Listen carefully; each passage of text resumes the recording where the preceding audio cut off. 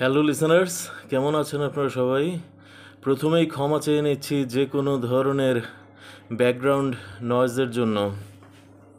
আর microphone যেহেতু use করতে পারছি না, একটু ভিডিওগুলো যে প্রো লেভেলের হচ্ছে না সেটা বলাই বাহুল্য।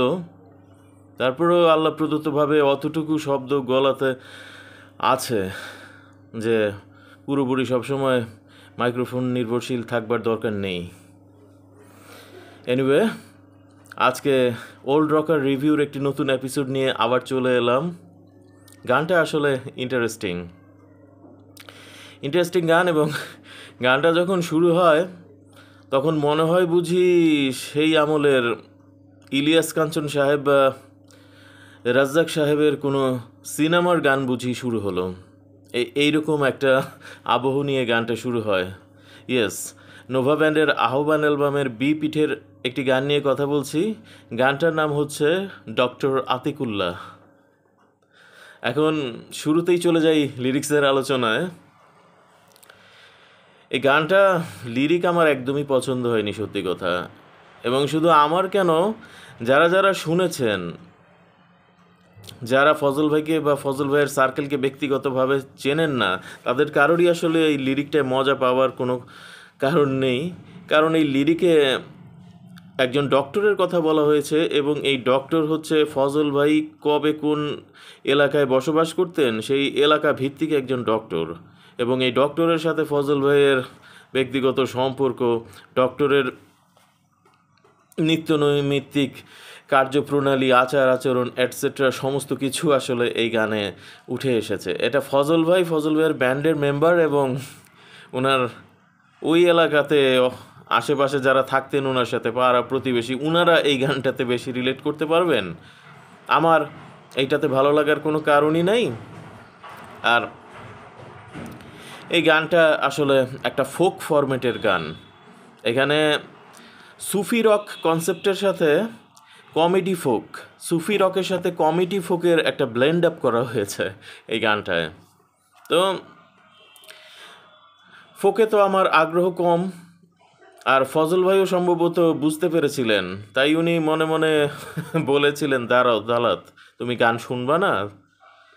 তোমার কি করলে গান তুমি শোনো, তোমার সবচেয়ে বড় লোভের জায়গা আমি এই গানের মধ্যে ভরে দেব অ্যাট্রাকশন হিসাবে। তুমি চুপচাপ এসে তখন সুরসুর করে গান শুনবা। বুঝতেই পারছেন, লিরিক থেকে এখন আমি চলে যাচ্ছি গানটার মিউজিক্যাল অর্নামেন্টেশনের আলোচনায়। তো ডিস্টরশন সলো, ইয়েস, ভালো ভালো ডিস্টরশন সলো রয়েছে এই গানটার মধ্যে। ফজল ভাই খুব কায়দা করে জায়গাতে জায়গাতে গিটারের ডিস্টরশন সলো ভরে দিয়েছিলেন। প্রথমে যাই কিবোর্ডিস্ট অলো বিশ্বাস ভাইয়ার দিকে। এই গানটাতেও কিবোর্ডিস্ট অলো বিশ্বাস ভাইয়ার কি বলে কন্ট্রিবিউশন অনেক গানটার গঠনের ক্ষেত্রে। গানটার মধ্যে লিরিকের যে কমেডি আবহ, সেই পুরো ব্যাপারটাকেই একেবারে প্রথমেই একটা কিবোর্ড পিস পাওয়া যায়, বাংলা সিনেমার গন্ধওয়ালা কিবোর্ড পিস, এবং অবশ্যই একটু ফোকিশ কমেডি গন্ধ পাওয়া যায় কিবোর্ড পিসটার মধ্যে।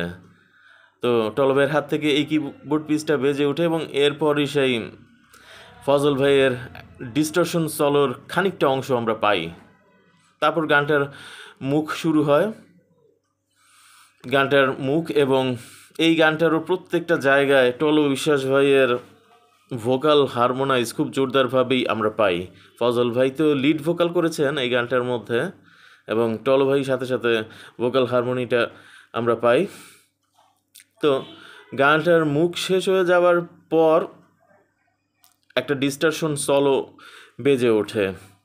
তো এই ডিস্টরশন সলোটা শুনবার পরই আসলে আমি গানটা যে আবার দ্বিতীয় তৃতীয়বার শুনবো রিমাইন্ড করে করে, এই ব্যাপারে আমার আগ্রহটা জন্মায় এই ডিস্টরশন সলোটা আসলে কানে যাবার পরে। কারণ গানটা একটু কমার্শিয়াল টাইপের করা হলেও ডিস্টরশন সলোটা একটু অন্য ধরনের ছিল। ওটার মধ্যে আমার একটা ভালো লাগার কিছু একটা আমি পাই, যে কারণে গানটা আমি বন্ধ না করে শুনতে থাকি আরও।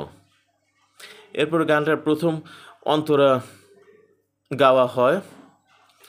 প্রথম অন্তরার পর আবার যেই কিবোর্ড পিসটা দিয়ে গানটা শুরু হয় সেটারই একটা ডোপেল গ্যাঙ্গার আমরা পাই আবার টলো বিশ্বাস ভাইয়ের কাছ থেকে, এবং সেইটার সাথে সাথে আবার সেই শুরুর যে বললাম খানিকটা বেজেছিল ডিস্টোরশন সলো, সেইটার একটা ডোপেল গ্যাঙ্গার। এরপরে গানের একটা জায়গায় বলা হয় দাঁতের ব্যথায় দাঁতের ব্যথায় মতিন আলী, অর্থাৎ জনৈক রুগী দাঁতের ব্যথায় মতিন আলী বিলাপ করি কান্দি। মানে দাঁতের ব্যথায় উনি কষ্ট পাচ্ছিলেন, তখন ডক্টর তার সাথে কি করেন সেই ব্যাপারটা বলা হয় লিরিকের ওই অংশটায়। এবং এই অংশটার পরপরই একটা ডিস্টোরশন সলো, এইবার যে ডিস্টোরশন সলোটা বাজে এটা নতুন জিনিস, এটার ডোপেল গ্যাঙ্গার নয়। এবং এই ডিস্টোরশন সলোটায় শেষের দিকে একটা ল্যাজ জুড়ে দেওয়া হয়, ল্যাজটা কিন্তু ডোপেল গ্যাঙ্গার।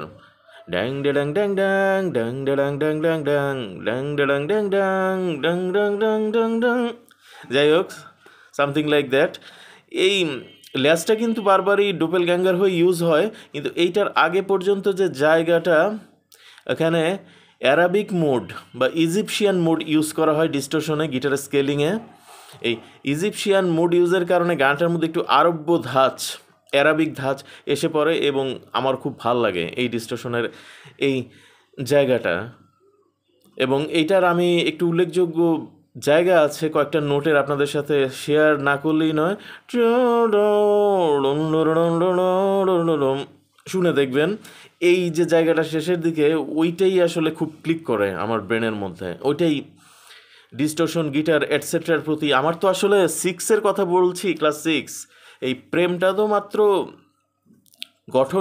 গঠিত হচ্ছে ডিস্টোরশনের প্রতি বলেন, গিটারের ওই ক্লিন টোনগুলোর প্রতি বলেন। আমি তো আর ইংরেজি গান শুনতাম না, বাংলা থেকে যতটুকু যা নিতাম, আমার পড়াশোনা, স্টাডিজ, গবেষণা সব ছিল ওই বাংলা গান থেকেই। ক্লিনের কাজটা কীরকম, ডিস্টোরশনের কাজটা কীরকম, তো আমি তো নিচ্ছি তখন একেবারে শিক্ষানবিশ হিসেবে নতুন নিচ্ছি, ভালো লাগছে, এবং সেই পর্যায়েতেই ডিস্টোরশনের কাজ যাই শুনছি তাই ভালো লাগছে সেই সময়। এবং এইটা ভালো লাগবার মতোই কাজ এখানে, কারণ এখানে আমরা দুটা জিনিসের ব্লেন্ড পাই। ইজিপশিয়ান মোডের স্কেলে তো ব্লেন্ড পাই, এবং স্যান্টানা, যে গিটারিস্ট স্যান্টানার কথা আমি এই নোভা ব্যান্ডের রিভিউ করতে গিয়ে কিন্তু অতীতেও ভিডিওতে বহুবার স্যান্টানার নামটা আমি নিয়েছি। তো সেই স্যান্টানার প্রভাব, স্যান্টানার যে গিটার ইনস্ট্রুমেন্টাল, সেটার প্রভাব কিন্তু ড্যাং ড্যাং ড্যাং ড্যাং ড্যাং ড্যাং ড্যাং ড্যাং ড্যাং এইটার মধ্যে কিন্তু স্যান্টানার একটা প্রচ্ছন্ন প্রভাব পাওয়া যায়। সো ইজিপশিয়ান মোড বা অ্যারাবিক মোড, যেটাকে আর একটু জনপ্রিয় ভাষা ইয়াং পোলাপান যেগুলোর অ্যারাবিয়ান মোড বলে আসলে গিটারে, তো সেই ইজিপশিয়ান মোড আর স্যান্টানার স্টাইল দুটার একটা ব্লেন্ড আপে ফজল ভাই সত্যি ব্যতিক্রমধর্মী একটা গিটার সোলো গানটায় ভরে দিয়েছেন। এবং যারা শুনবে না বলে ঠিক করেছিল তাদেরকেও টানার একটা প্রচেষ্টা ছিল ফজল ভাইয়ের এই গানটাতে। আর ড্রামসের কাজ তো বরাবরের মতোই খুব মাপা পরিশীলিত কাজ, যথেষ্ট ব্যালেন্স বজায় রেখে ময় ভাই বাজিয়েছেন। তো এই ছিল ডক্টর আতিকুল্লাহ ট্র্যাকটা নিয়ে। লিরিক যেহেতু আমার খুব একটা পছন্দ হয়নি, সো এই গানটার গল্প তো আসলে বেশি দীর্ঘ করা গেল না। তো এটাই ছিল আজকে ডক্টর আতিকুল্লাহ গানের রিভিউ। কেমন লাগলো আপনাদের কাছে? আশা করি পুরো ভিডিওটা শুরু থেকে শেষ পর্যন্ত মনোযোগ দিয়ে দেখবেন, এবং পরবর্তী ভিডিওর, অর্থাৎ আর একটি গান যে বাকি রয়েছে সেটির অপেক্ষায় থাকবেন। তো তালাত হুট করে যে কোনো সময় চলে আসবো, ততক্ষণ পর্যন্ত আলবিদা, ভালো থাকুন।